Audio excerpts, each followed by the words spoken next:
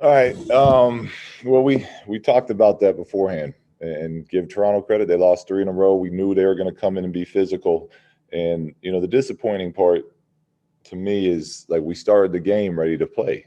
We had a 6 point lead with a minute and a half to go in the first quarter, and for some reason, in that last minute and a half, they go up 9-0 run. They're up three at the end of one, instead of us being up 7, 8, 9. Finish possessions, finish with rebounds, finish quarters, and then from that point on, they pushed us around, and we didn't really give ourselves a chance after that. And again, I give them a lot of credit. They played desperate, and for some reason we did not. And that's unfortunate. And we got another really tough team coming in tomorrow, waiting for us on the back end of this back to back. So, yeah, that's really frustrating. That we came home and that was our first home game uh, performance tonight. I'm sure you heard the fans tonight, not only booing, but the rest of it. Just where are you at with this team? What do you think the struggle is? Because you guys do have talent, you do have depth, and it just seems like you've lost your way somewhere along the way. Yeah, we it's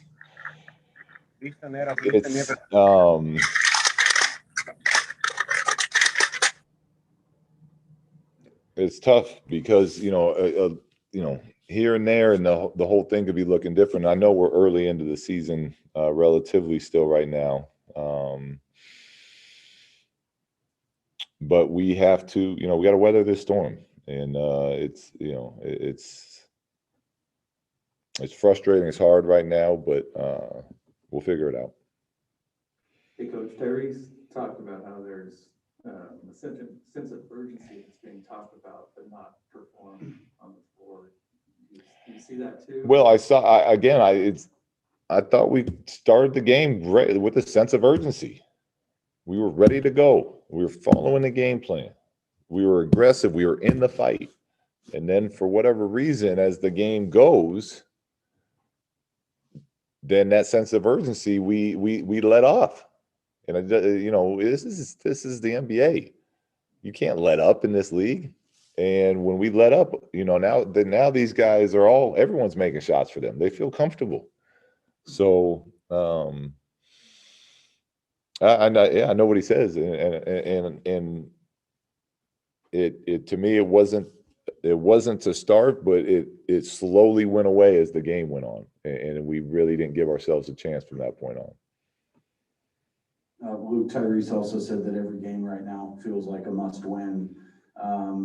He and others have been very vocal and outspoken in their support for you. Does it, the way the stuff that's swirling around right now, do you feel like it's putting undue pressure on them? Yeah, it always does. Look, it's hard to win in this league anyway. That's why we always talk about controlling what we can control. And, I appreciate their support, but I don't want them even having to think about that. So, I know the reality of what this league is, but we need our guys focused on what we're trying to accomplish out there. And, that's why it's important that we're always, staying locked in as a group and doing our best not to let anything from the outside come in, because it just makes things more challenging. So we'll continue to preach that same message, but we got to be focused, locked in on Utah now, and playing much better tomorrow.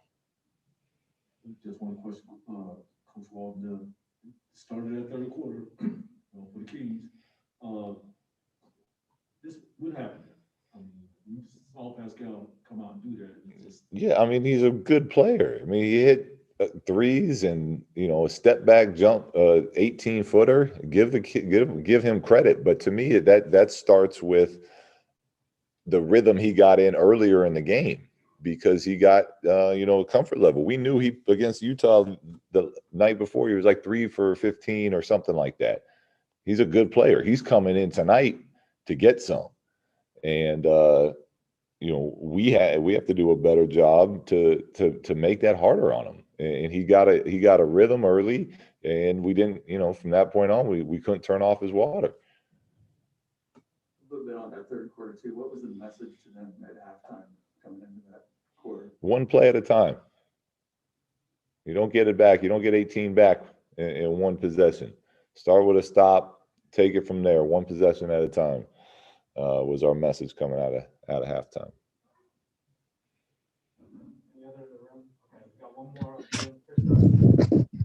Hello, coach. Hope you're doing well.